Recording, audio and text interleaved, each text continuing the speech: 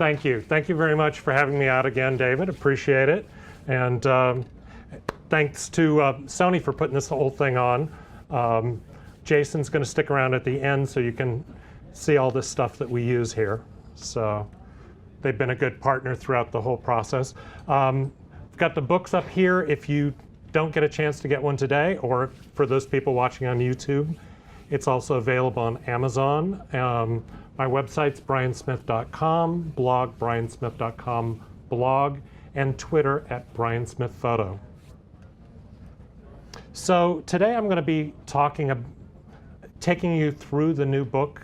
I put this book together because as a portrait photographer for the last 20 years, there's so much of the process that I really wanted to share. I moved from doing sports and news and had to figure my own way along here, and I figure if I can make it easier for the rest of you, I'll share the process. And the thing I want you to think of is think of it, portrait photography as a process. It's not just a case of setting your shutter speed and aperture and you get a desired result. That's part of it, but there's so much more that goes into a shoot.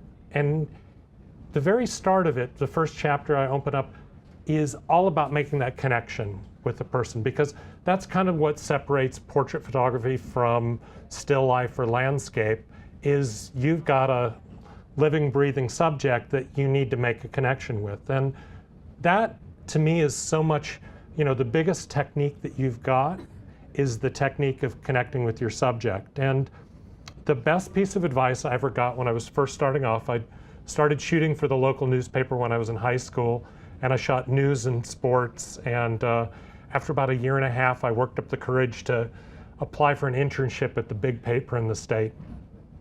And the chief photographer looked over the work and kind of shook his head and said, all this shows me is that you know how to focus a telephoto lens and capture action.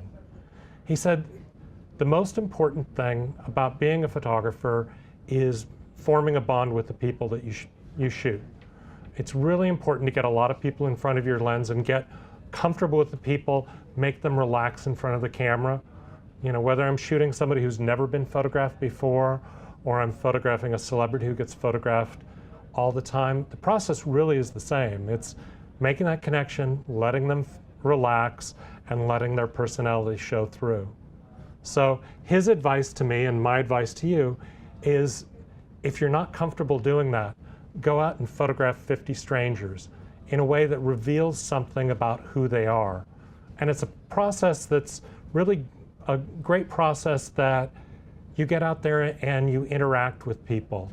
You start up a conversation, you figure out what it is that's interesting about them, and a way to take away, a little bit of their personality from the shoot. It's something I do all the time. This is a portrait from Nepal where, if I'm traveling, I might be going somewhere with beautiful landscapes, but as a portrait photographer, I'm really drawn to faces. So it's an exercise that I continue to this day. And I think, a lot of the same type of things that I'll do for my commercial work, for my editorial portraiture, it's a great way to kind of experiment with those and try different things.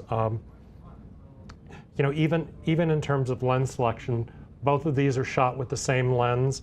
One of my favorite Sony lenses, the Zeiss 135 1.8.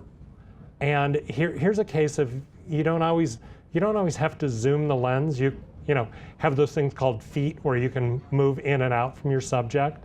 And I think sometimes sticking with a fixed focal length and moving around, but remembering to capture near and far as you do portraits it really helps whether I'm on an editorial magazine portrait assignment, or if you're doing a wedding album, or just documenting your vacation. Think about that near and far, where you're not shooting everything from the same distance with the same lens, where, you move in and out and, both with lenses and with your feet, and just kind of capturing these different faces along the way. So that actually blends into a project that I did with the support of Sony. I did a book a year and a half ago called Art and Soul. Sony had partnered up with the Creative Coalition. We went out to, originally it was supposed to be 3 days during Oscar week in 2009 to photograph celebrities, to tell their stories about what the arts means to them. It was one of those times when you get when the phone rings and Kayla Lindquist called up from Sony and said, how would I feel about photographing celebrities during Oscars week for a book to support the arts? And suddenly the phone went dead and she's like, did you hear me? And I'm like, oh, absolutely, I was just packing. Because when something that good comes along, you gotta be smart enough to jump on it. So we did that, and of course, being a photographer, I turned that 3 weeks into 20 days of shooting over the next 18 months, just because it was a project that was really too good to ever stop. And I would have anywhere from 5 minutes to, in a couple rare cases like Anne Hathaway, an hour with the subject, but usually 5 to 15 minutes with the subject, and have to basically do the exercise I was just talking about, drawing out something of their personality. And as we were putting this stuff together, I had an opportunity to do a big mural that actually De Gaulle printed for us for Photo Plus Expo. They did I was given a 10 by 16 foot mural to fill with whatever I wanted. So I filled it with portraits of a cross section of the people from the project. And as I was kind of counting these things up, these were all ended up being 20 by 24 in size. But as I was counting it up, I realized I had my 50 strangers right here. So it's an exercise that, really does have a point, and I think it's something you can come back to again and again and again. And in the course of doing that, a lot of what it really is in terms of making that connection is finding that sweet spot that is something maybe that is near and dear to your subject. And an example of that, so shooting all these people from the entertainment industry, and the one thing that I very rarely do is recite their filmography back to them. I don't ask about every single television show or movie they've been in. I'm looking for something that they don't talk about all the time because they're so used to answering the same questions. And with Dule Hill, as I was going through his bio, one of the things that really jumped out at me was that he loves to tap dance. That's like, I had no idea. So I started talking to him about tap dancing, and he proceeded to tell me a story how when he was growing up, because we all have our idols, when he was growing up, Gregory Hines was his idol. And he said he loved tap dance, really looked up to Gregory, and he said the biggest honor he's had in his entire life, beyond all the awards and everything, was when Gregory Hines' family asked him to tap dance at Gregory's funeral. So it's a case of making a connection with a mentor.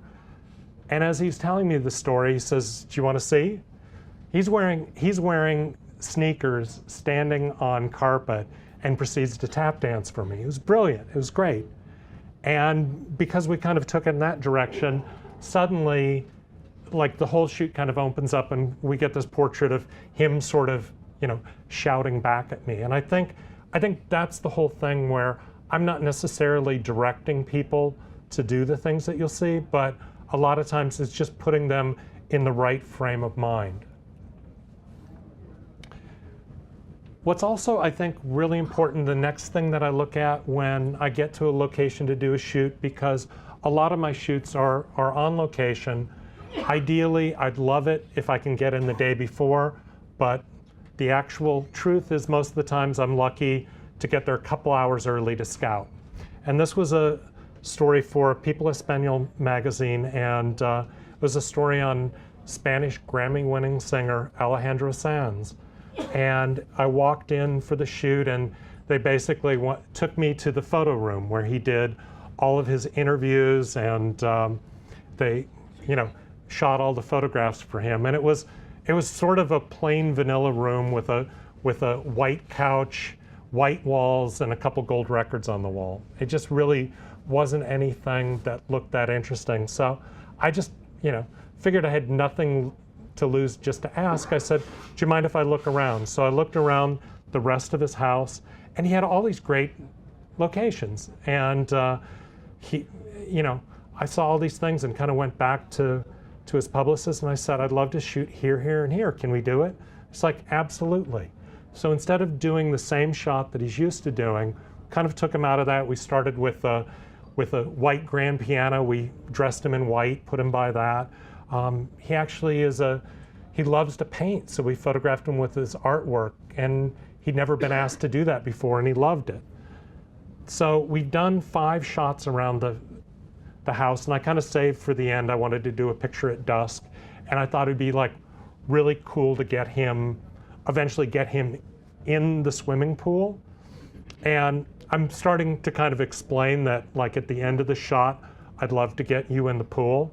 And he must have been having a good time, because as I'm saying that, I heard a splash. So he was in the pool, wet, and we got the shot, kind of saving it for the end of the day. You know, you get that really sweet light right at dusk where, you know, the light's starting to kind of drop down. And this is lit with strobe with a lot of my lighting. I don't want it to really read as though it's lit. I just want it to look as though I got lucky and walked into a situation where the light was really beautiful. And, you know, had it been a perfect day, I would have loved to have late afternoon light kind of hitting him. So the strobe is lit with wrapped with a warming gel, so it's kind of got an amber glow like late afternoon light. And that time of day, if you set, instead of going auto white balance, leave your camera set to daylight, and as the light goes down, it'll get bluer and bluer and bluer as it gets colder, and it gives you that nice kind of warm and cold complement.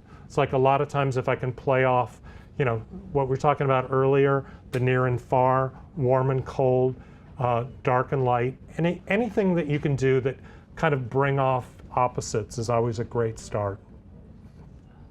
And then when I'm looking for locations, I'm also looking for something that you wouldn't expect immediately. This is a shoot for ESPN the magazine. We're photographing basketball player Darius Rice, and I had an hour with him, which is pretty typical. So I know that I can have him at his college gym for a full hour. I also know from having done this a long time, after 15 minutes, he spends all his time in this gym, so after 15 minutes he's gonna get bored with the whole shoot, and I'm gonna lose his interest anyway.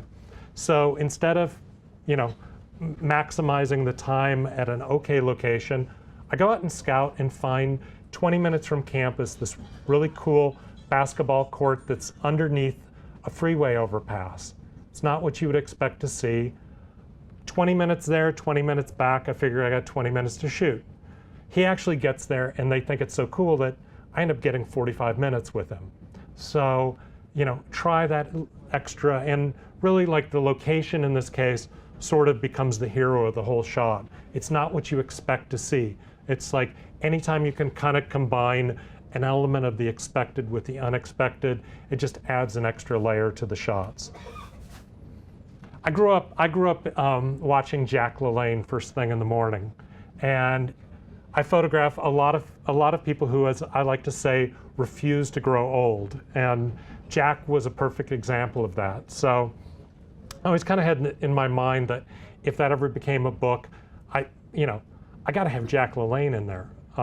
Didn't have an assignment to do it, so I just called up his office, and they tried to let me down easily. They said, you know, we get 3 of these calls a week, but the guy is 93 years old. You know, no offense, but he really can't do all these requests. But I said, I tell you what, you know, we pass everything by him, so he'll at least see it.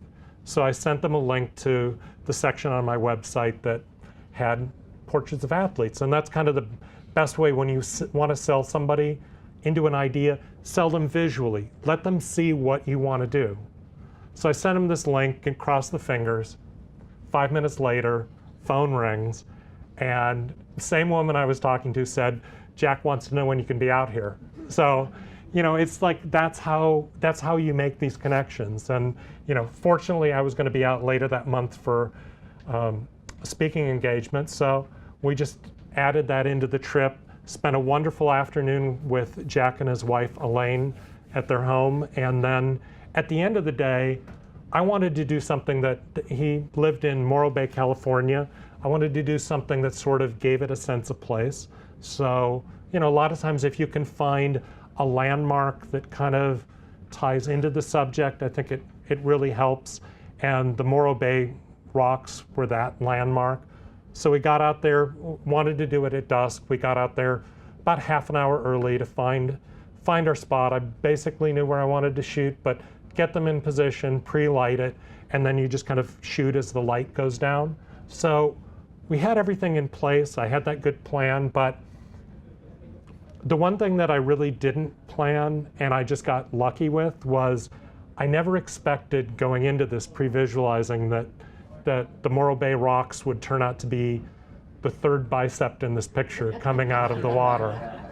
So I think a lot of times it's like, you do your preparation, get there early, get ready, and then, just thank your lucky stars when you get lucky. Back to kind of the idea of the unusual, mixing what you expect with the unusual. And this case, we kind of did the opposite of the basketball shot. This is Jeff Gordon. I was given a chance to photograph him at Homestead Racetrack. We actually had 4 hours to photograph him, which normally when you're a portrait photographer and a celebrity says that you've got from 10 to 4, that means they'll show up sometime between 10 o'clock and 4 o'clock. But he actually showed up at 10:01 in a helicopter and was there, ready and willing to go for the whole time. So I'd gone there early, a couple days early, and I kind of liked the idea of shooting in places in the racetrack that, you'd expect the cars to go through, but obviously nobody could actually stand during a race. And there was this one turn kind of leading into the grandstands that, it's just a different take on, you expect him to be at a racetrack, but not standing in the middle of it. And as we were setting up, getting the lights in place, I noticed the wind would kind of catch his tie and blow it in the breeze. And I thought that kind of looked cool, but I don't want to sit through the whole shoot waiting for the breeze to catch that. So I just asked the stylist if he could pin the tie up for me. So instead of pinning it down, it's like, no, I wanted it to look like it was blowing. So it's basically pinned in place there. And then, I'm just concentrating on Jeff, and we've got the little checkered flag in the foreground to add a little bit of other unexpected. And one of the things to also notice on this is I'm 6'3" and Jeff's probably 5'6". If I shoot him from eye level, I'm looking down on him and he seems small. I shot this from knee level, and I shoot a lot from a knee or lying down because it's almost like if you go back to all classic sculpture, think of all the Roman and Greek sculptures. They were on a pedestal for a reason. The gods are meant to be looked up to. So I'm shooting this at a low angle, showing the images to Jeff. He's got no idea what it is that he likes about this.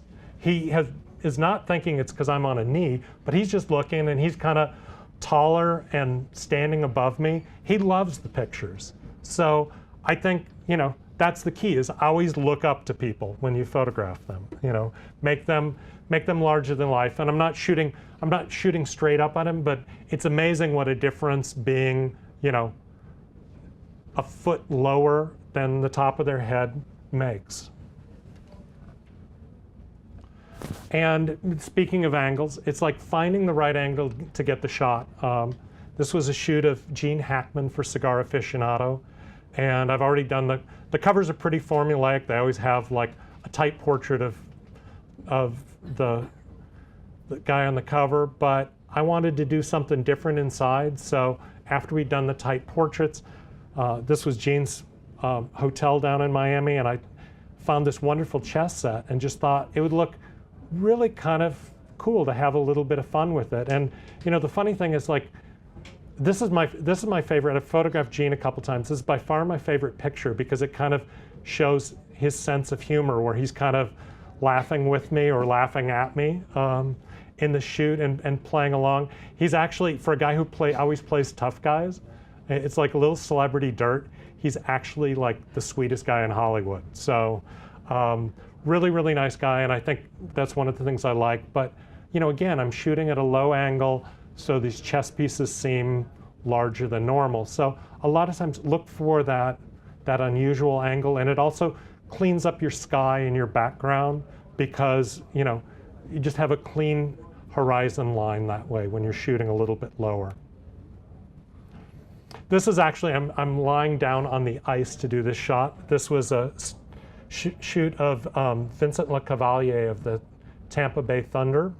And it was a story, he was about to make the Canadian Olympic team, and one of the magazines up in Montreal wanted to do a story on him, and he like a lot of athletes are superstitious, so he refused to wear like a Canadian jersey or even a red sweater or scarf that we suggested. And the magazine also didn't want it to be about, you know, his NHL hockey team. They wanted it to be about Canada. So, you know, we came up with a solution of, again, kind of, let's just put him out in a suit on the ice. And one of the cool things you can do in the course of being a photographer is when you, I have to say one of the coolest things was actually being able to go up to the Zamboni driver and ask him to go out and leave some snow out on the ice, because the back of a Zamboni almost looks like a giant shaved ice truck. So we wanted this kind of snow drift out there just to, again, give it a little bit of extra visual interest.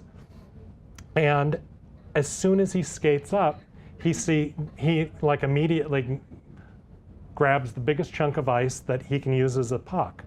You know, so it's like sometimes just having the elements there for your subject so it works. And, you know, in this case, you know, again, I wanted to shoot up at him almost like it was the vantage point of, you know, the puck coming into the net.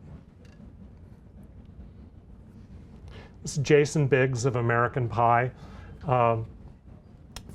I photographed Jason for Draft magazine, and with Draft I was always looking for interesting locations that kind of played off the characters, and so we shot at a lot of the bars from the 1930s, 40s, and 50s in LA, and there was this wonderful bar that had a lot of character, and I thought he could have some fun with it. And as we're getting the shot together, I realized, like, you know, it'd be kind of cool to have him sitting under the bar, and then I realized I needed something around him. So the nearest person to Jason is actually the art director standing over him, and the other two extras on the end were actually patrons of the bar that we were able to get for the modeling fee of exactly one draft beer apiece. So it proves even in Los Angeles, you know, you can find affordable talent. And Jason's kind of laughing along with this, and I figured it's because I was kind of squatting down, shooting him from eye level, and you know, I said, "Is this funny?" And he goes, "Yeah, I'm just not used to when you do American Pies, it's movies. You're never used to someone coming down to your own level." So he played along and had a lot of fun with it. And then telling the story, like, one of the most important things that you can do is, as a portrait photographer, it's all about images telling a story. And sometimes by doing conceptual portrait photography, you can bring all those elements together. So this was a shoot of Richard Branson, where the pitch was Richard Branson wearing a spacesuit on his private island. Yeah, that sounds pretty good, right? Sounded good to me. And Richard loves the idea too. It's a Time magazine story on Virgin Galactic. We flew down there. I scouted the spot the day before. I thought this would be a perfect spot. It's like a windsurfer beach, you know, gorgeous background. That night, Richard and I had dinner, and at the end of dinner, he got silent and he said, you know, got all business, and he said, "So I understand you have a plan for tomorrow. Where did you want to shoot?" And I said, "I'd love to get you out on the windsurfer beach because we'll have nothing but the waters of the Caribbean behind you, and I think that'll look great against the suit." And he kind of got, and then I said, "And I'd love to do it at first light." And he got really quiet and said, "Well, Brian, the light comes up at 5:30 in the morning." And I'm just thinking, oh my God, I just asked a billionaire to get up at 5:30 in the morning. So I'm all set to kind of explain to him that, well, I have lighting with me, we can make it look like it's 5:30 in the morning, what time's good? And before I can say another word, he says, so I think you and I should be on the boat at 5 a.m. So that's when you know that the photo gods are really smiling your way. When you've got a billionaire hosting you on his private island, getting up at 5 o'clock in the morning to put on a spacesuit for you. Oh, and by the way, this was Christmas Eve morning. So yeah, coolest photo subject of all time, Richard Branson.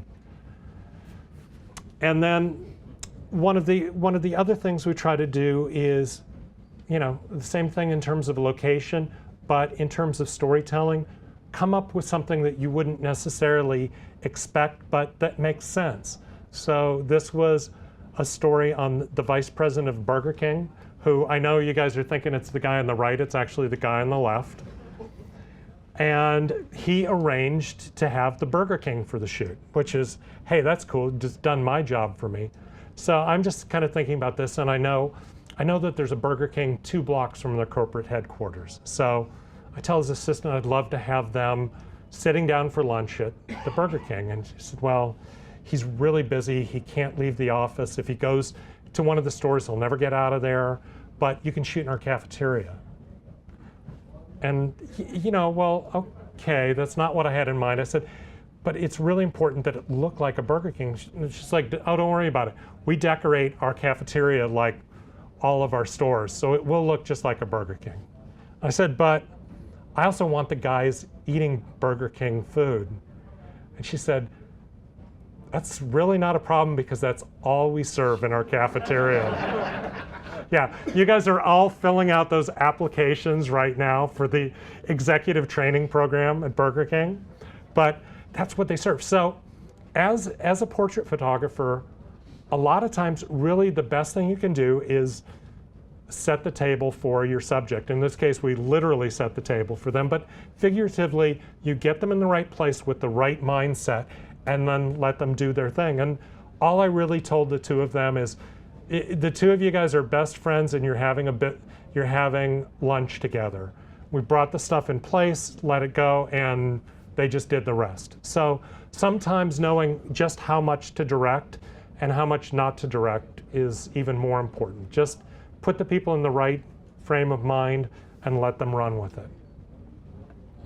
This was a story for Esquire magazine on the Amazing Randi. And the Amazing Randi had won a MacArthur Genius Grant for exposing all the psychic frauds like Uri Geller, spoon benders, faith healers, and kind of exposing what their tricks were. So I was sent to photograph him for Esquire, and I'm trying to think of something, fitting and cool for him, and I thought, let's make him disappear. So I got there and I photographed him before, so we already kind of knew each other, and I explained my idea that I was going to make him disappear. And he looks me straight in the eye and says, that's absolutely positively the stupidest idea I've heard in my life. He said, you obviously don't understand me because that's everything that I'm against, and that's not something I'm comfortable doing. So I said, you know what? I'm probably explaining this wrong. Let me show you. And again, if you want to get your point across, showing people a lot of times is the key. So this was back in the film days. I was shooting with Polaroids to kind of check exposure. So I said, let me do one Polaroid. If you hate it, we'll do something else. If you like it, we're doing my idea. So I have him sit in place. Our strobes go off, and then I ask him very carefully to get up and get out of the shot without touching the chair. So he moves out, and then we turn on a couple spotlights on the background just to kind of light up the rest of the scene behind him. And that's what kind of is causing the chair to kind of bleed through him. So I pulled the Polaroid, showed it to him. He looks down at it, looks at me, looks at the Polaroid again, and goes, kid, you're not half as stupid as I thought you were. I love it. So, that's the case of you got to sell your ideas visually a lot of the times. It's sometimes it's better to let people see what you want to do than to try to talk them into something that they're not comfortable with. It's also really important to come away with every shoot with a picture that you're proud of. This was a Sports Illustrated assignment, and Sports Illustrated a lot of times has a list. And that list, in this case, this was boxer Christy Martin, the list was 20 shots long. I mean, a lot of them we could do pretty quickly because it was like, shoot Christy at home with her husband, shoot Christy at home with her husband and their dog. So it was kind of repetitive stuff. And at the end of these 20 shots, I kind of felt like I'd shot for all the groceries, but I hadn't made a meal. Like I'd done everything that was asked for, gotten everything on the list, but the one thing that was missing from the list was come back with an image you're proud of. So after, we've checked off our 20 things, I looked at Christy and I said, you know what, could we do one more shot? I've got an idea for something that's really cool. And she looked at me like, you know I get paid to hit people for a living? But she played along and just said, well, just do it fast. And I just wanted to do something really, really simple. Kind of, a lot of times I try to take cues from nature and emulate what I really see.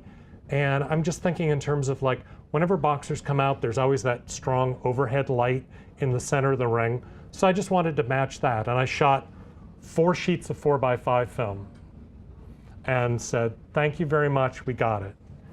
And then of course, as a photographer, if you're smart, you want to stack the deck. So of course, when I shipped my takeoff to Sports Illustrated, I put those 4 sheets of 4x5 at the very top. A week later, I got a phone call from the photo editor who says, I got great news for you. You got the cover, and it wasn't even one of the pictures we asked for.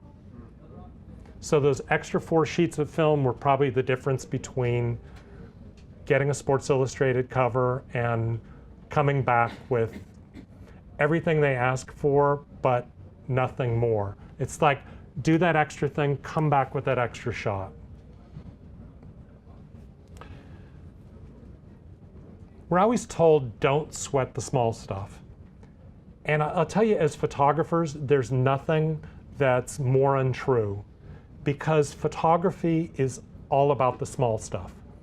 The difference between an average photograph and a good photograph, or a good photograph and a great photograph, or a great photograph and an outstanding photograph, a lot of times it's like, it's that much. It's really, really small. It's that little attention to detail that elevates an image and really makes it stand out. For this portrait of Bill Gates was shot for a Business Week cover. This was back in the 90s when every single magazine, business cover magazine, seemed to be something thematic. And in this case, I think the cover line was Bill Gates, master of the digital universe. So, I'm not about to turn up my nose at a photo shoot of the world's richest man. So I just have to figure out the best way to pull it off. So we rented a star background out of here from New York, shipped it down to Atlanta where we were doing the shoot. And then, I'm kind of like thinking through this with my wife because she's the stylist on all the shoots. And she's just like, every picture that we'd seen of him at that point, he was always wearing the same button-down shirt and sweater vest. And it's like, it just, it's going to look like a bad Sears portrait photography if we do that. And, not that there's anything wrong with bad Sears portrait photography. It's like, in some ways, it's kind of an art form, but that's not what I wanted. So I'm thinking about this, and she's like, let's put him in a black turtleneck. It'll look cool. And so as these things happen, it's like, the world's richest man does not walk into a photo shoot blind. He sends his assistant down first to make sure everything's ready, because he doesn't walk in while you're still adjusting your lights. Everything's got to be ready, button down, we're ready to go. So his assistant came down, looked at the setup, said everything's good. And I said, and our idea, we'd love to get him in this black turtleneck. It'll look great against this background. And she's like, well, that's not his style. I really don't think that's appropriate. He's in the tech industry. I don't think he'll wear that, but I'll take it with me. She goes away, Bill Gates walks in 20 minutes later wearing the black turtleneck and did exactly what we wanted, perfect subject. It really made the difference for the shot. And one time when I was showing it, somebody asked, it's kind of funny that he never adopted this look. And I said, yeah, that's true, but actually if you think of it, a couple years later, one of his rivals ditched his bow tie in favor of black turtlenecks. And when Steve Jobs started sporting black turtlenecks like this, I think it was proof that Apple actually did steal something back from Microsoft. They stole Bill's mojo from this shot. A lot of times people, I get asked, is it difficult to photograph people who, how can I say this delicately, because this is going to be on YouTube, who have confidence about themselves and stuff? And I got to say, it's the easiest thing in the world. Whenever you're photographing somebody who is very secure in their persona, likes who they are, as a photographer, that's the best subject you can have, because a photo shoot is all about their favorite thing in the entire world, themselves. Yeah, so it's like photographing these big personalities. It's like they're wonderful to work with. So for the shoot, this was a New York Magazine shoot of Donald Trump, and we'd gotten down there the day before to scout. And my wife and I are going around, and we both saw this swan fountain and thought exactly what I'm sure everybody else is thinking here. Donald Trump, angel wings, but of course. So my wife, as the stylist, has already reserved all of the suits for him.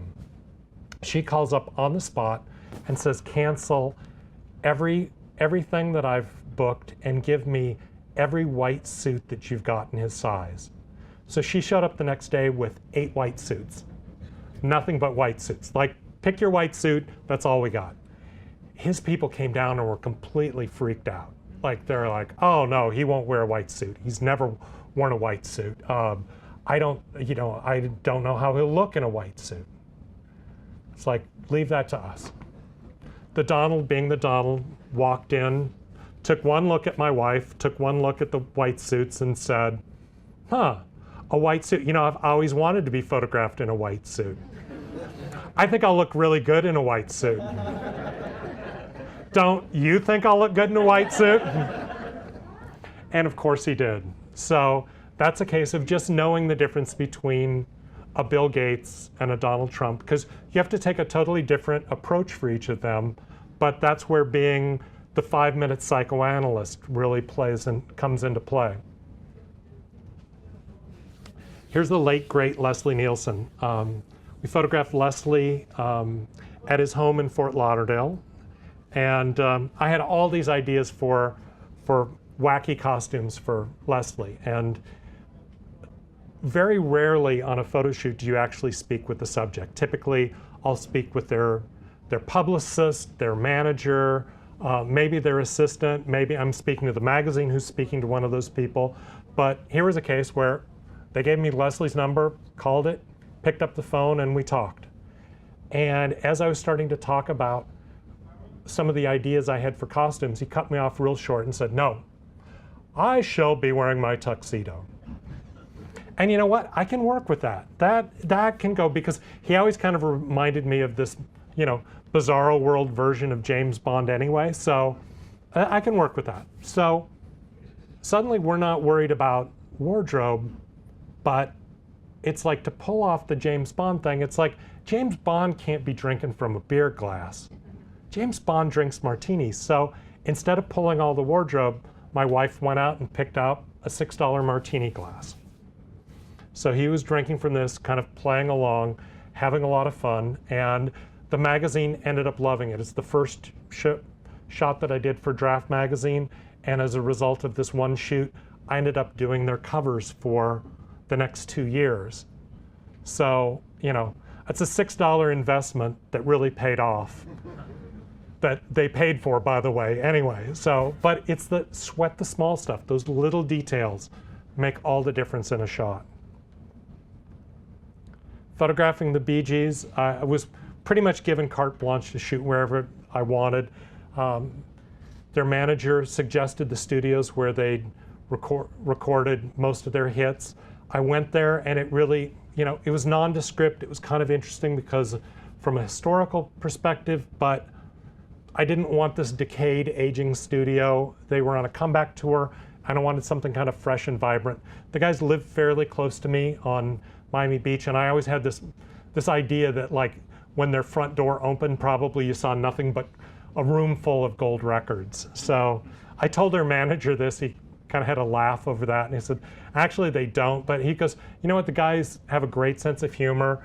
They'll play along with anything you want.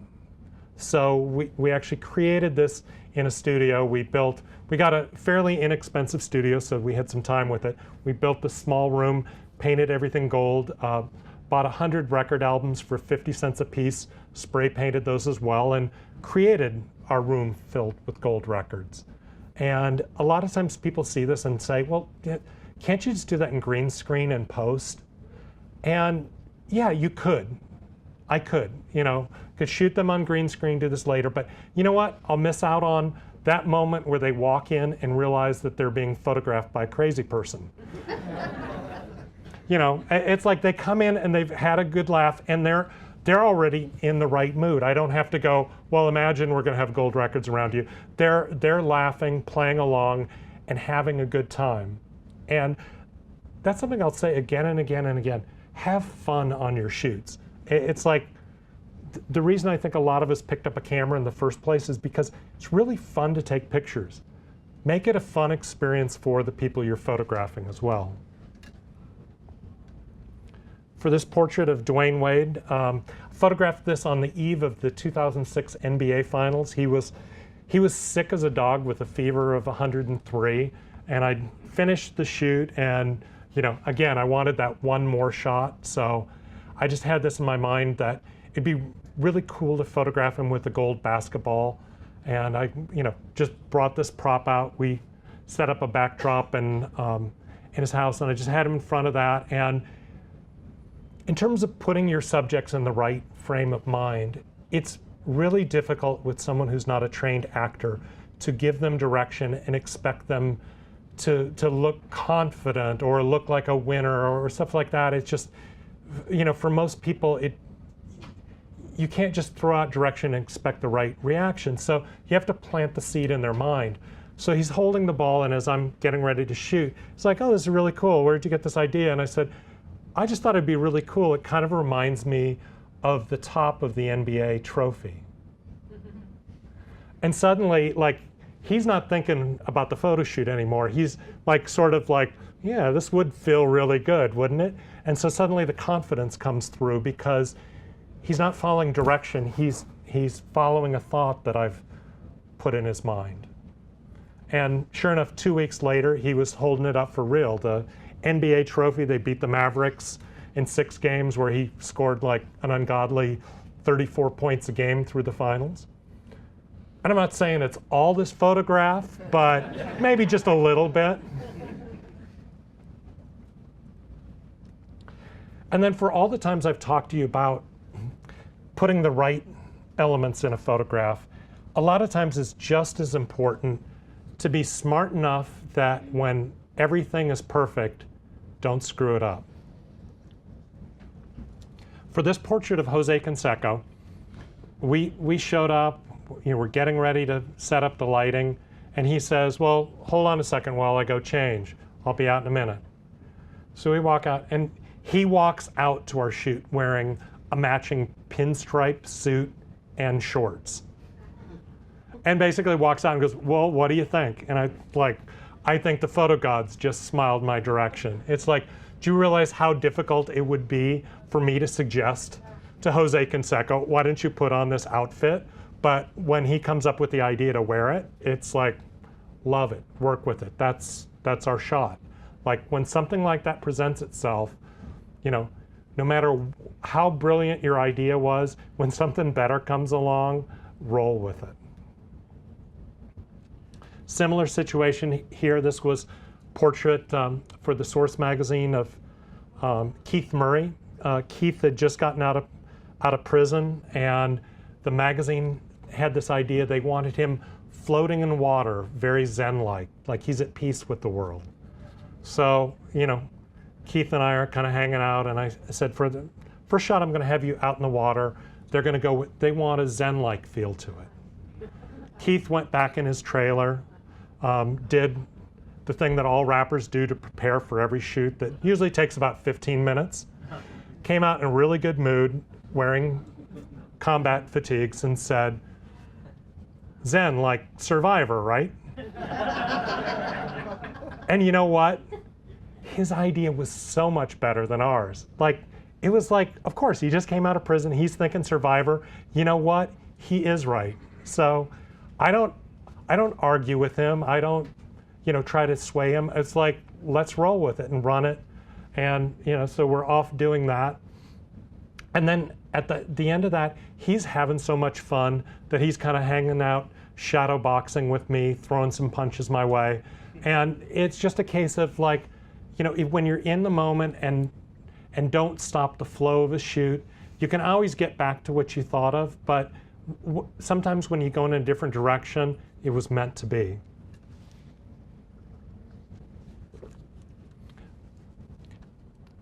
For this shoot of Shaquille O'Neal, this was for USA Weekend, and they wanted him shot in a studio, but Shaq wanted to do the shoot at the Delano Hotel because he was doing a ESPN interview there. And you know what, I'm thinking of it, it's like, there's this massive chair in the Delano Hotel that if any of us sat in there, we'd look like we're munchkins, but it happens to be just the right size for one human being named Shaq.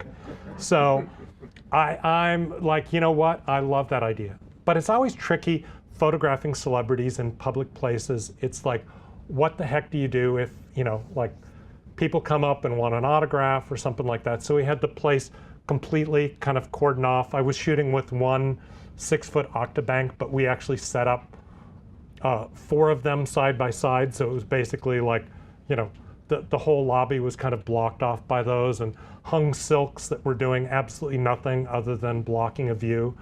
And as we're setting up, despite all that we're doing, the word got out that Shaq was coming. And you know, every 15 minutes, the same guy would sort of circle the lobby because he heard Shaq was coming.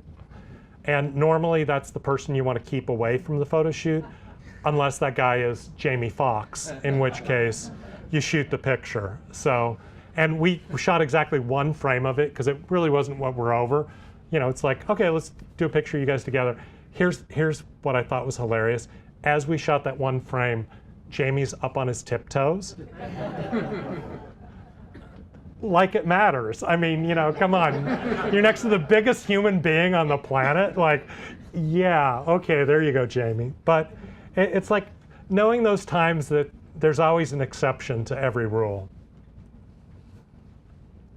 And then what we were talking about earlier, the pose, gesture, emotion. Like, how do you bring things out when you don't have a big concept? So one of the big departures for me when I did the Art and Soul project was, up until that, everything that I was doing was really concept-based, location-based. You know, there were all the little sort of things that told the story. Going into this, it's like I realized to tell a cohesive story, I needed the personalities to stand out. It wasn't about props, it wasn't about backgrounds, it wasn't about unusual camera angles, it just was really their personality. So keeping things simple, we just shot against a plain black background, and it really became about, you know, the gesture, the emotion, what we brought out of them. There weren't any real lighting tricks, there weren't any props that we used. It really just was about bringing out emotion from the subjects.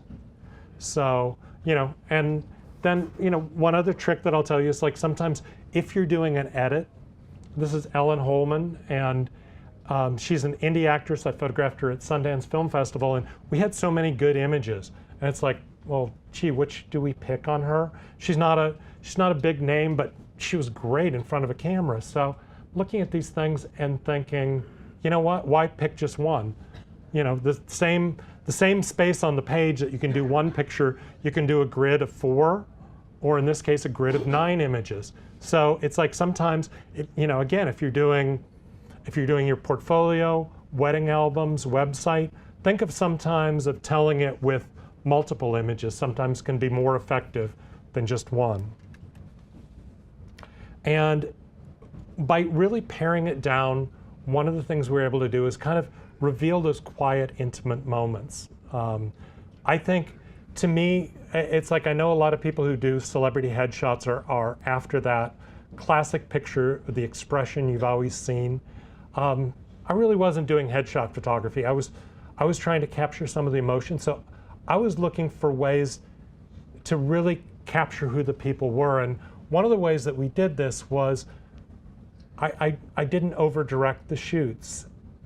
So often when celebrities do portrait shoots, it's all about, you know, the concept of their latest movie, or, you know, what the studio wants them to do, or a direction their agent or manager wants them to move. But in this case, it was a book about the arts. It really was what the arts means to them. So, you know, a lot of times when the celebrities came in, Tim Daly was actually the very first person out of 250 people that I photographed. And Tim's president of the Creative Coalition, so I knew it, you know, he was going to set the tone for it. And Tim and I are kind of talking. He's like, tell me what to do. I can do any, you know, I'll do whatever you want. I want this to be good. And I was like, you know what, man, you can do whatever you want, because this book is all about the arts. And I think the fact that that freed him up to, like, you know, there was no agenda. It really was what meant something to him. We got this was frame number 10 out of, we did a total of 25,000 images, all with the Sony A900. We did 25,000 images. This is frame number 10. And it kind of set the tone, because it was a picture when he looked at it that he was like, wow. It's like, I liked it because I think it's just really striking. But I asked him later, because I'm always interested what my subject's reaction, like if they like a picture, I want to know, you know, what it is that rings true to them. And he's like, he goes, you know, I try so hard to only let people see the actor and put on a facade. He said that was really me. He said that the first picture I've seen where, you know, like for whatever reason, we just got him in the right mind frame that it really is Tim Daly. So I think sometimes when you can pull that out of a subject and show them a side that maybe was hidden, something they're not expecting, I think it really stands out.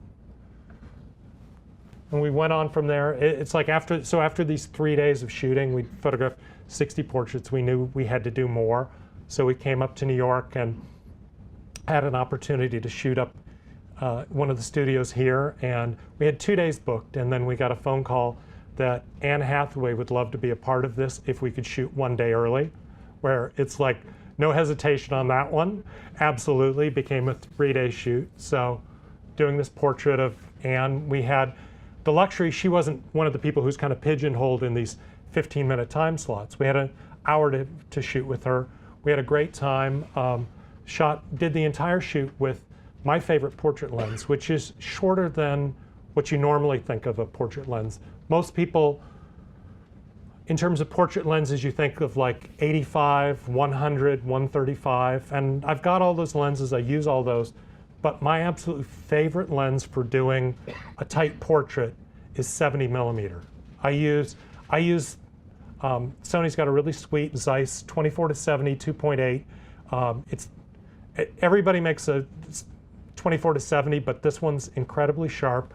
And what I really love about it is at 70 millimeters, I'm closer to the subject, and it just has a more intimate feel. It's about the same focal length if I used to shoot medium format. It's the same thing you'd get with a 150 millimeter lens. It's not really telephoto, but you're just in closer to the subject. And you know, I gotta say, when given the choice with Anne Hathaway as your subject, I'll always go for closer. So, you know, and it was, what's that? 35 millimeter sensor? Yeah, so it's a full frame sensor, so 70 millimeter is 70, yeah. What were you getting her to think about? On this, it was like the same thing. We were really talking about the arts. I know, like, the funniest thing that we talked about the whole time is the night before she'd gone to a party wearing a Valentino dress, and it was a party to honor Valentino, and Valentino saw her, walked up and proceeded to of course it was a red Valentino dress because there are no other colors. He proceeded to spill red wine all over her Valentino dress, giving her a one-of-a-kind Valentino. So I think but for the most part, it's really, just taking people to the point where I think a lot of the other things we talked about were, the first plays that she saw, or, her first drama teacher. It's like, get those people in the place where it all began. And this is true of really anything that you can do, whether you're photographing the head of a tech firm. It might be like, the first time he got his hands on a computer or something. Just take people back to that moment when it all began.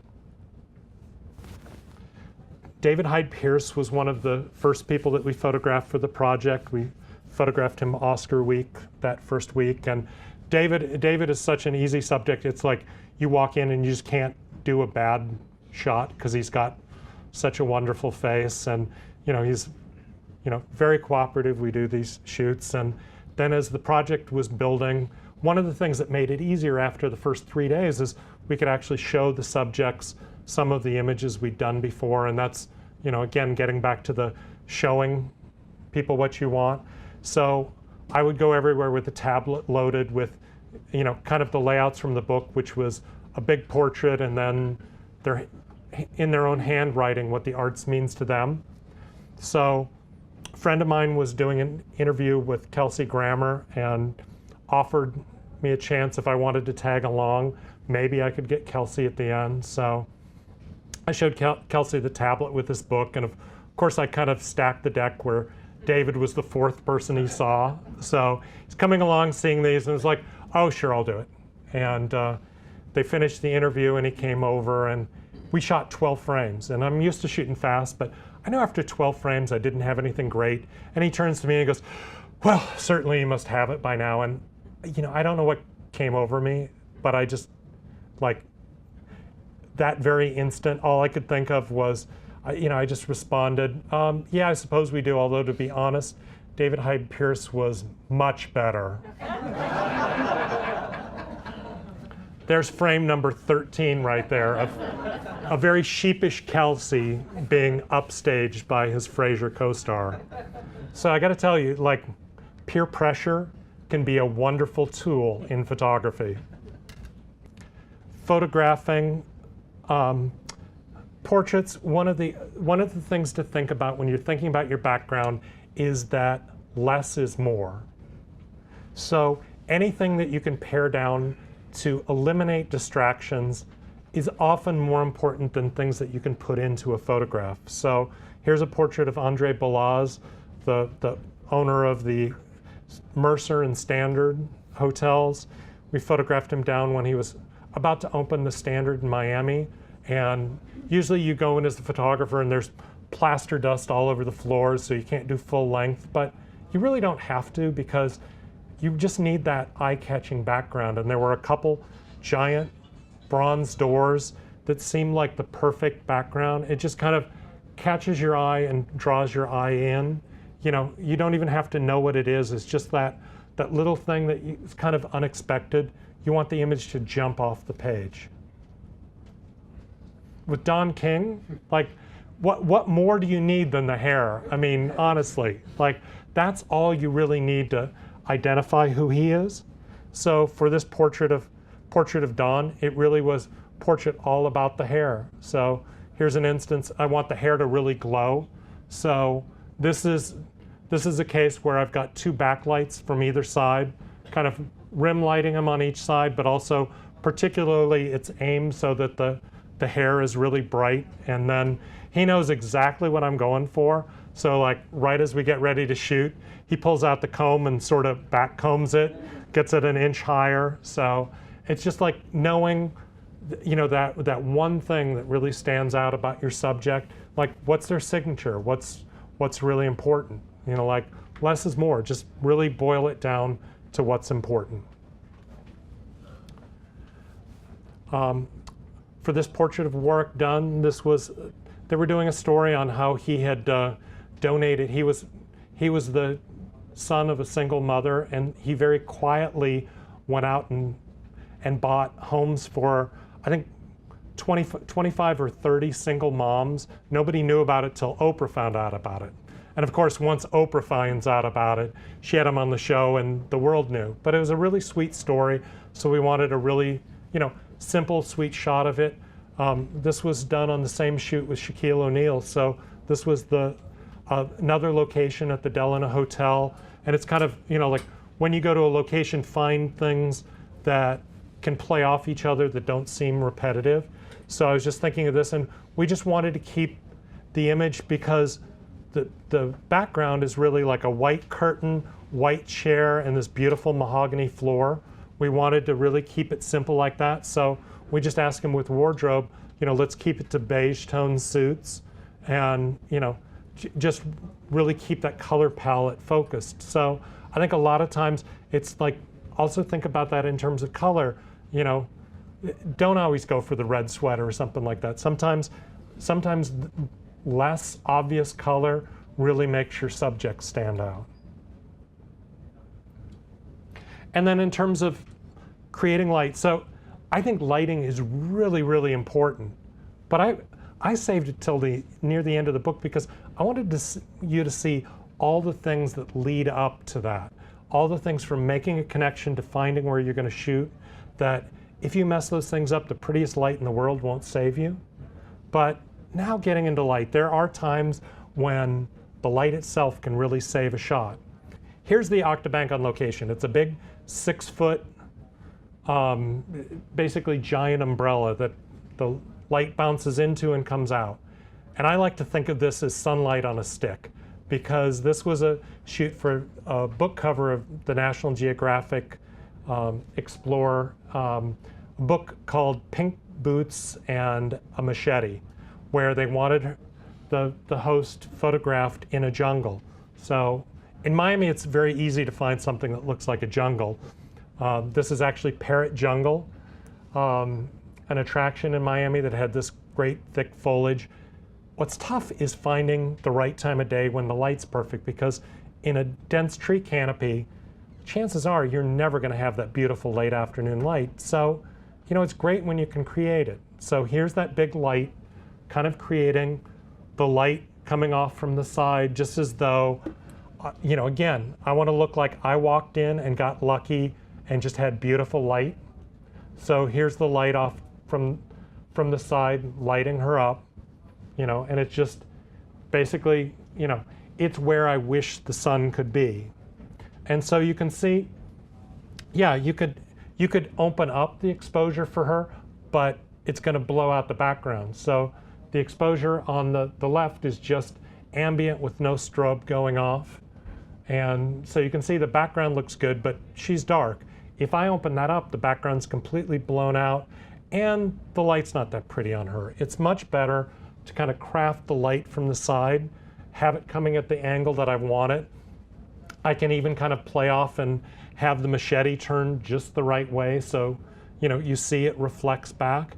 So just being able to combine strobe and ambient is what I do all the time. And whenever I use strobe, I use them on full manual settings. Most of the big strobe packs don't have automatic anyway, but I find it so much easier to do manual settings, where the way that I look at it is I let the power of the strobe control my f-stop, and I let my shutter speed control the ambient.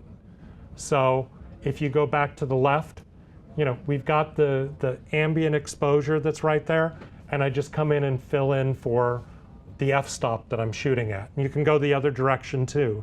Like if your strobes are putting out f11 and you're shooting in bright sunlight, you're probably going to need to shoot it at 2/50th of a second. So thinking about those two independently, I think a lot of times it's so much easier to work with manual flash, because that way if the background's too bright, that's again the ambient. I change the shutter speed. I go to a shorter shutter speed. If it's too dark, I go to a longer shutter speed. They work independent of each other, and you're not constantly going up a third on one, down a third on the other. It's just you're adjusting what we're always used to, f-stops and shutter speeds.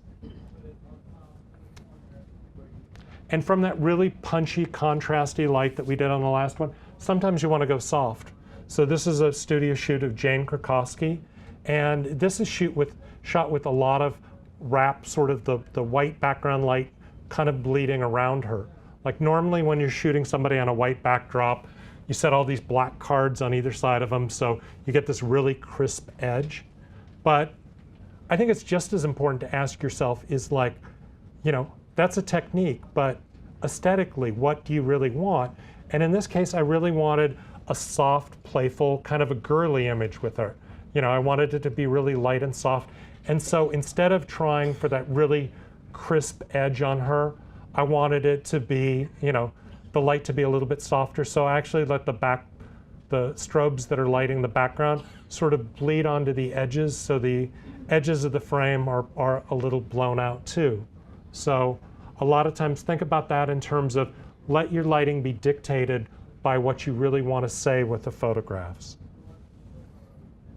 For this picture of a boxer, I wanted to say something really powerful. I love shooting in boxing gyms. As a Cuban boxer living in Miami, I love shooting in boxing gyms because the backgrounds are great, but I've never been in one where the lighting was anything less than atrocious. So I wanted to make it look like I walked into the one where I'm the lucky guy who walked into a gym that was really well lit. I wanted it to look as though there was a big, you know, bank of windows in just the right location. So it's a light off from the side, and it's a light that's closer to him than to the background.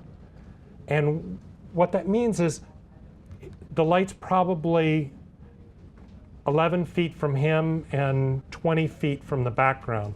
So just like with the f-stops on your camera, you can figure that out real quick, like the difference between 11 and 22 is 2 stops. So by having him half the distance from the background, it drops the exposure 2 stops. In the background, it's almost like I'm burning down the background 2 stops. But then, so it doesn't go completely dark, I just put a small light on the ground right behind him that's sort of underlighting the ropes behind him, and also aimed up at the flag. So, you know, a lot of times in terms of deciding what you want to do with your lighting, it's like, what mood do you want to get across? You know, what do you wish you walked into? And that's usually where I start. And then sometimes it's like, I live and work out of Florida. I'm on the road all the time, but you know, one of the things I always deal with is the harsh Florida sun. So one of the tricks that you can do is, like, I always say whenever you can take something that's a negative and turn it into a positive, like that's the best trick you can ever do. So this is a photograph of Joe Mauer of the Minnesota Twins, and I had to shoot him at 10 o'clock in the morning and the sun's already kind of getting harsh. So instead of fighting against the light, I just shot up against him and put the sun directly behind his head. So it's kind of creating this halo behind him that looks kind of cool, but also I know, like, he would be in complete silhouette if I wasn't lighting him. So just finding a way to, you know, counteract what you want to get rid of. In this case, the harsh sun. You know, and then sometimes you're going to use light to get a mood across or a feel, kind of a cinematic feeling. This was a Sports Illustrated cover on the scariest athletes alive. It was their Halloween issue. And I was photographing Darnell Dockett of Florida State University, and they wanted the look of the Thriller video in a cemetery. The only difference was I wasn't shooting at 3 o'clock in the morning, I was shooting at 3 o'clock in the afternoon. And if anyone's been in Tallahassee, Florida at 3 o'clock in the afternoon in October, you know, it looks nothing like this. So what we did in this instance was found the one part in the cemetery, and we used the Sports Illustrated stringer to scout locations for him. I said, I'm looking for the coolest, oldest cemetery in town with the most character, and he brought us to this one. It was perfect. So once I get there, I'm looking for the one spot in this that had a huge oak tree, so he'd be standing in the shade. And then I'm completely blowing out the ambient light with strobe. So this is shot at, took the ISO down to 100, shot this at 2/50 of a second at f/22. So the background, that blue sky is still in the picture, but it's really, really dark. And then to further give it kind of that night feel, like when you look at a lot of night stuff, it's kind of got that a bluish cast to it.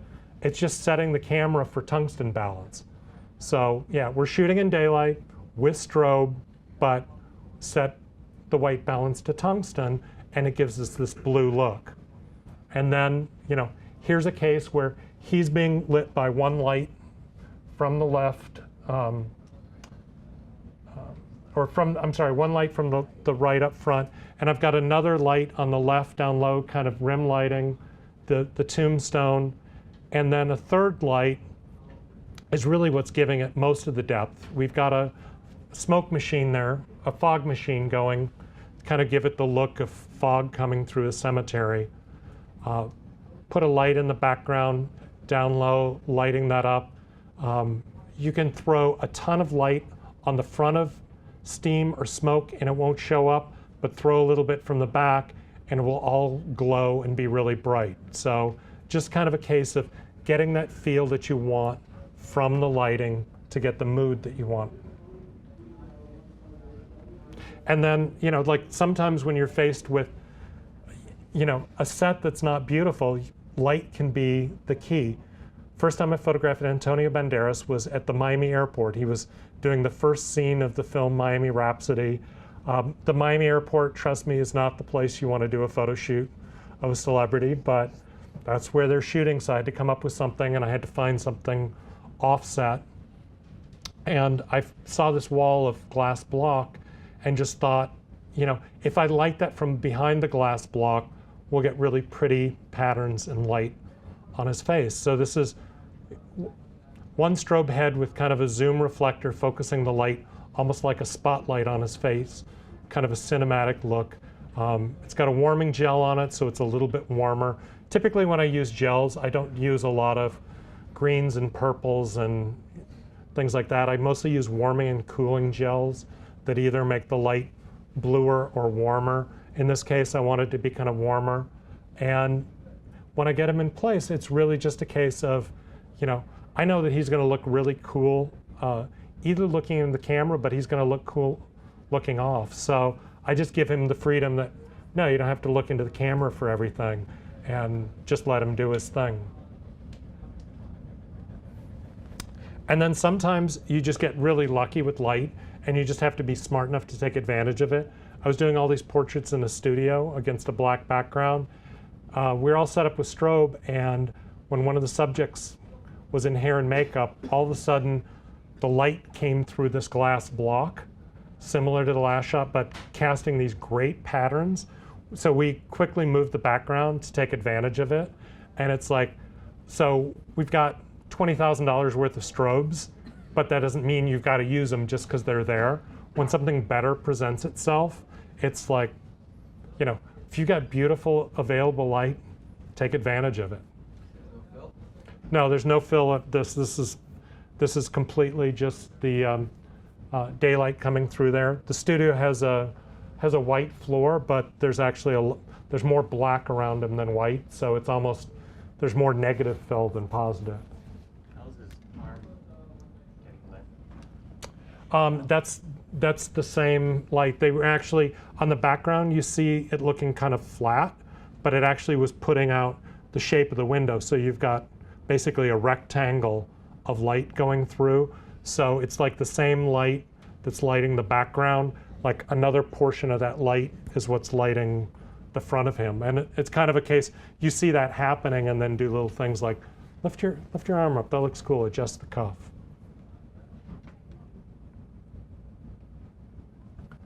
And then, like, everything up to this point, we're kind of talking about individual portraits, but apply all the same things to when you're doing groups.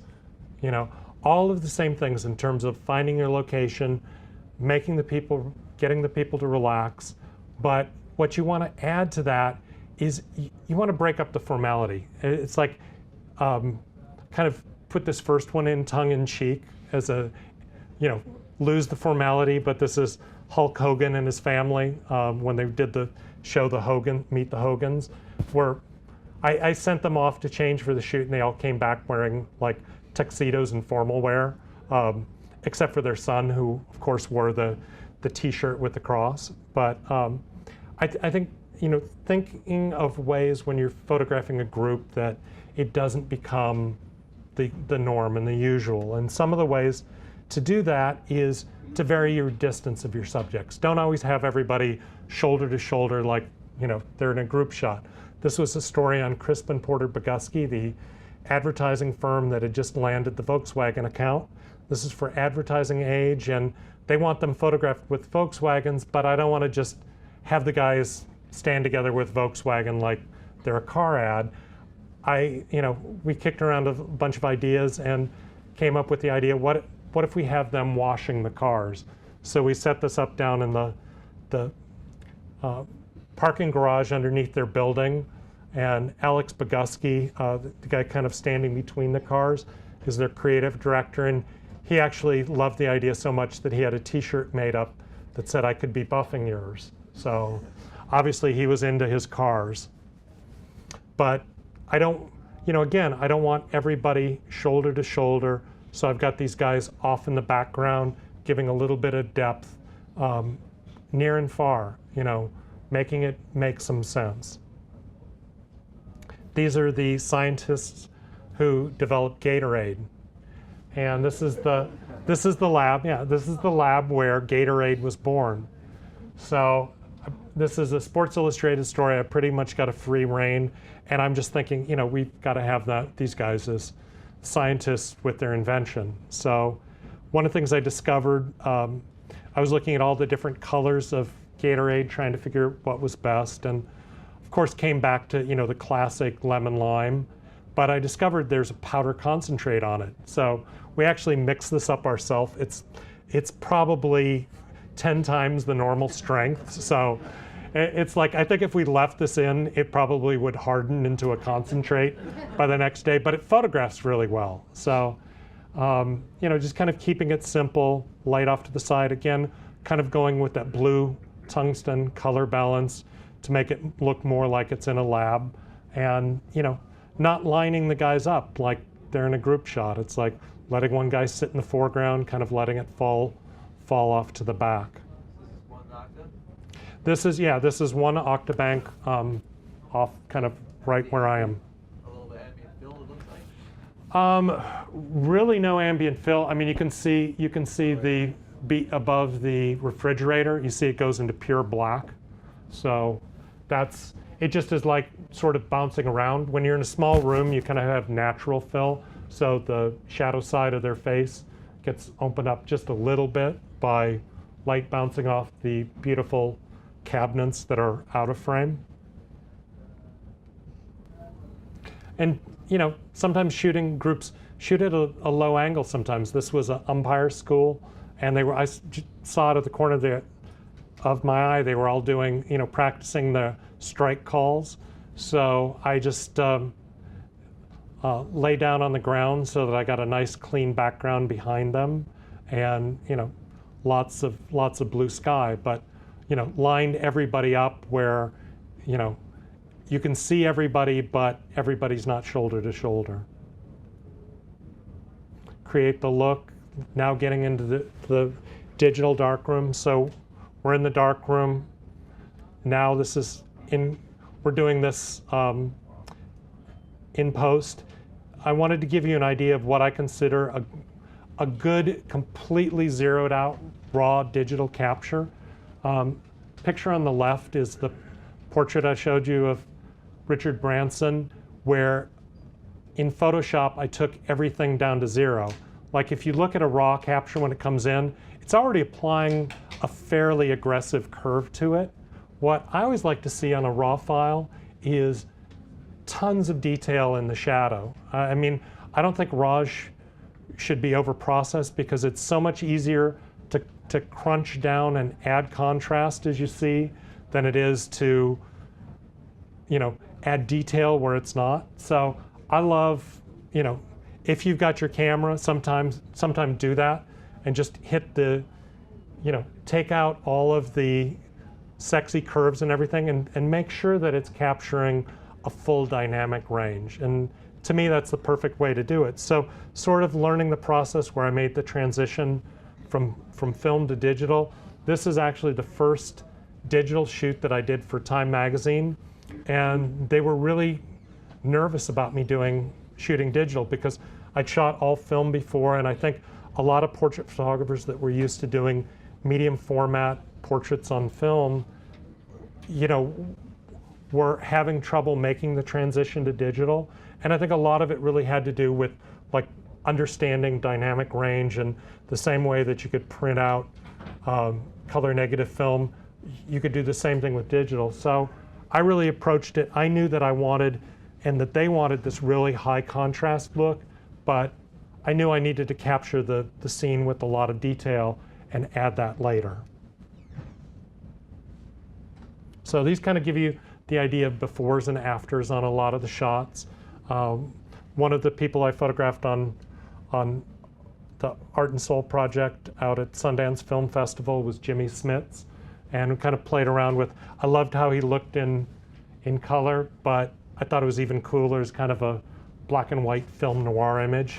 And there's a ton of really great presets out there from Nik Software, On One. So Film Tools out there has a really good preset, but what I tend to do is I create most of these myself in Lightroom, where one of the great things that I love about that is you're really just moving sliders around. So I can create a preset that I've actually call mine Film Noir, and it gives it the look that I want, and I can batch apply it to images and then finesse them afterwards. So I think that's one of the keys, is like, rather than shooting in-camera black and white JPEGs, it's like I'll always, sometimes I may set it for the black and white setting just to kind of give me the idea, pre-visualize. And one of the cool things with the new Sony cameras like the A99, if you set the look for black and white, you actually view the scene in black and white in the viewfinder, because it's got an EVF that picks up on whatever presets that you've got for it. So I can see the scene in black and white, but I'm still going to shoot it in RAW and fine tune it. Same thing with like a sepia look. This is my friend Horst Colum. He's a wonderful artist, and we went to Art Basel together, and we're going around, and we walked by a Chuck Close 11x14 daguerreotype, and we're both kind of marveling at it. It's really beautiful, and daguerreotypes have this kind of reflective quality to it. And he was looking at it and like asking me, what it was and what it did, why it did that. And I was like explaining the technical to him, and then looking at his face going, you'd look really cool that way too. So a couple days later, we did this shot, and I shot him. The first thing, it's like to make it look like the shallow depth of field of 11x14. I shot this with Sony Zeiss 85 1.4 wide open. So minimal depth of field where I'm really just hitting the focus right on the eye, but as you can see, it starts to fall off for the ear. It's like the focus is right where I want it, and that's all I really need from the original capture. I don't need the sepia look. That's all done in post, but you want to get that original data in that's as close to what you need to work with. Like, great information in, and you can have great results with it. So think those things through toward the end product. Yeah, I could have given it a Gaussian blur and changed it later, but it's so much better just to go in with the raw capture that you want. What kind of light is that? This is the absolutely amazing daylight. This was lit with two very high-tech lighting devices that came packed on either side of a lounge chair that we ordered. They're called styrofoam. So they're two big pieces of styrofoam, about 6 foot tall and 30 inches across. I had him standing in front of one of them, so one is the backdrop, and then I've got the other one reflecting light, kind of creating this highlight in his eye, all out of 2 pieces of styrofoam that Pottery Barn generously supplied for my photo shoot. So it's not all about, fancy gear. Sometimes it's just figuring what you need to do the shot. Lights, camera, lens, like all the things that come together. Here's an example of some of the lighting modifiers that I'll use. And I'll use these for a specific purpose. Like each of these modifiers, and that's a great term for reflectors and umbrellas, is modifiers, because really what they do is they modify the light, they change the way that it looks. So these are all used for different purposes depending what I want to get out of the shot. And we're now at my favorite part of the presentation, which is our Q&A, where I think we've got enough time to take some questions from the audience. So I want to thank all of you for being very good and holding your questions without me even asking. But now if you've got some, I'm very happy to answer your questions and get you going. Yes? Yeah, how do you get portraits against the black backdrops? Not necessarily the dark grays, but it's really rich black. How do you go about lighting for that? And you want the backdrop to be black, black, black? Yeah, okay. Some of the portraits I've noticed. Okay. So the DWade portrait would be an example of something shot against a really, really deep, dark background.